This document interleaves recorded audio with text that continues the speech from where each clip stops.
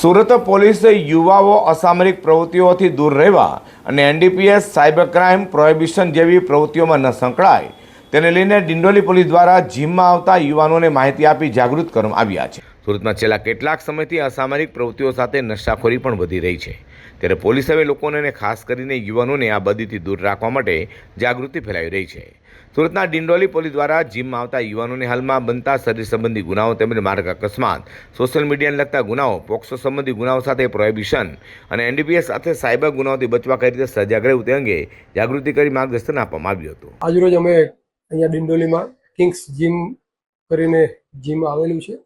ત્યાં અમે આવેલ અને આજકાલ સુરત સિટીમાં જે